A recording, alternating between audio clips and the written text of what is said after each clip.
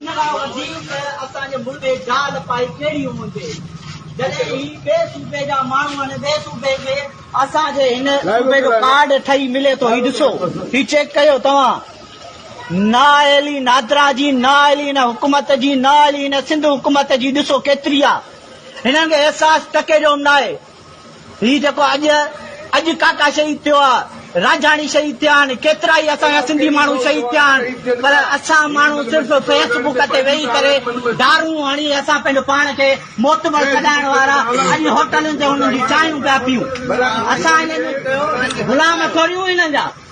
सुहेल साईं पाण जे मक़सद सां हिते आया आहियूं जे मक़सद सां उहा पॉइंट ई आहे उहा पॉइंट ई आहे सिंधी सम्झ में अचे थी हिकिड़ो मिनट सिंधी सम्झ में ईंदी आहे सिंधी ईंदी आहे सम्झ में नथो अचे सिंधी सम्झ में पोइ हिते कीअं होटल खोलियो अथव तव्हांखे सिंधी सम्झ में नथी अचे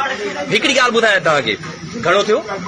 हिकिड़े हफ़्ते जी तव्हांखे वार्निंग आहे नमूनेबाज़ी न कर हिकिड़े हफ़्ते जी वार्निंग आहे ही माण्हू अॼु घोरा आहिनि ॻाल्हि ॿुधी वञ पहिरियां मुंहिंजी ॻाल्हि ॿुध मुंहिंजी बात सुनो मेरी सिर्फ एक हफ्ते की वार्निंग दे रहे हैं आपको ठीक है उसके बाद अगर जो कुछ भी होता है उसके जिम्मेदार आप होंगे नाम क्या था आपका औरंगजेब एक हफ्ते के बाद जो कुछ भी होता है इस होटल के साथ उसके जिम्मेदार औरंगजेब होंगे ये चीज रिकॉर्डिंग में आ रही है अगर एक हफ्ते में ये होटल खाली नहीं किया गया तो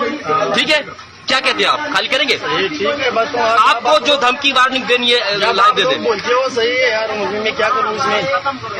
खत्म करनी है सही है शराफत से खत्म करनी है देखो भाई हम चाहते हैं कि यहाँ से निकल जाओ शराफत से हमें आपकी चाय नहीं चाहिए हमें आपकी शिकल भी नहीं चाहिए यहाँ पे ठीक है बस ये जब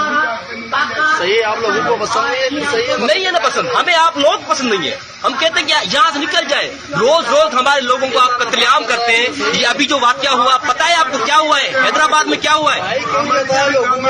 सिंध आपकी नहीं है सिंध हमारी है सिंध होती है सिंध अभी जिंदा है जिंदा रहेंगे ये आपको पठानों को भूल है हम आपको नहीं छोड़ेंगे आप अपने मुल्क चले जाओ बस